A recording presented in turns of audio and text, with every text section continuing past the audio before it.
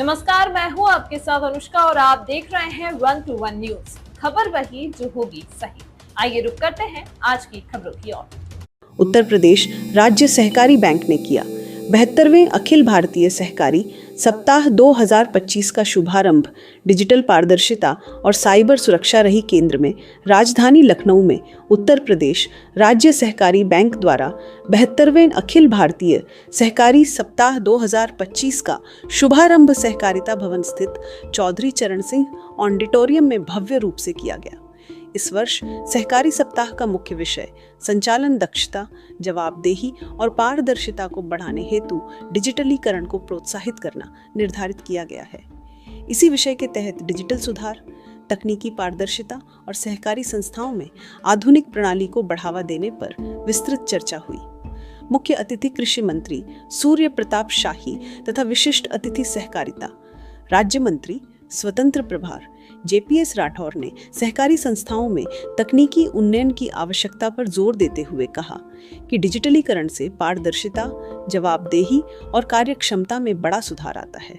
उन्होंने कहा कि सरकार सहकारी क्षेत्र को तकनीकी रूप से सशक्त बनाने के लिए लगातार कार्य कर रही है। कार्यक्रम में साइबर क्राइम, साइबर फ्रॉड, डिजिटलीकरण, ऑनलाइन लेन देन सुरक्षा जैसे अहम विषयों पर विशेषज्ञों ने विस्तार से चर्चा की।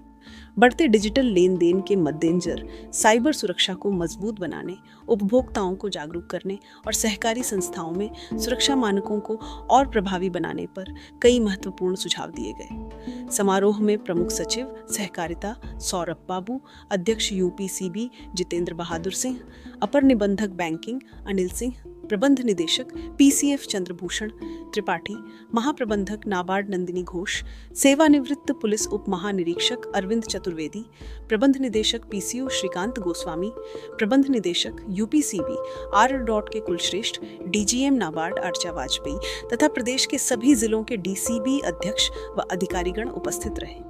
अंत में सभी प्रतिभागियों ने सहकारी आंदोलन को डिजिटल युग में और अधिक पारदर्शी, सुरक्षित व प्रभावी बनाने का संकल्प लिया।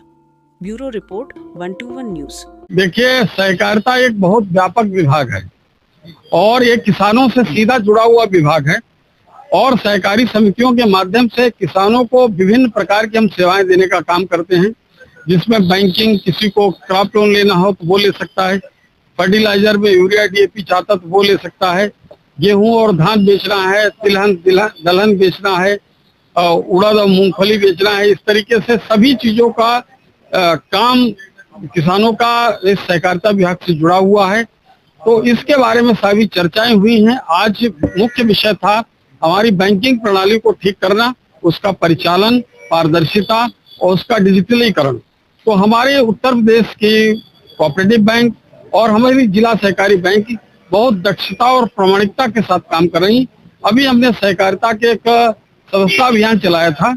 ये हमारी बैंकिंग की व्यवस्था पर किसानों का भरोसा है, भरोसे पर मोहर लगी है कि उन्होंने बहुत बड़ी संख्या में 1,94,000 नए खाते खुले हैं इस 1.5 महीने में और 500 करोड़ रुपए से ज्यादा धनराशि इन 50 जिला सहकारी बैंकों में इकट्ठी हुई है। तो ये किसानों ने इतना बड़ा भरोसा हमारी सहकारिता पे और सहकारी बैंकिंग व्यवस्था पर जताया है कि मुझे लगता है कि बहुत बड़ी बात है और सभी किसान भाइयों को मैं इसके लिए आभार व्यक्त करता हूं।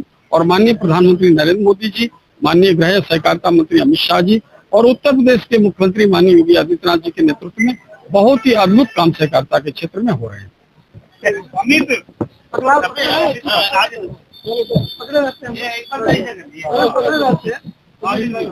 भारत माता की जय, भारत माता की जय, नरेंद्र मोदी जिंदाबाद, नरेंद्र मोदी नीतीश कुमार जिंदाबाद, भारतीय जनता पार्टी जिंदाबाद जिंदाबाद। तमाम महत्वपूर्ण खबरों को देखने के लिए बने रहिए 1 to 1 न्यूज के साथ।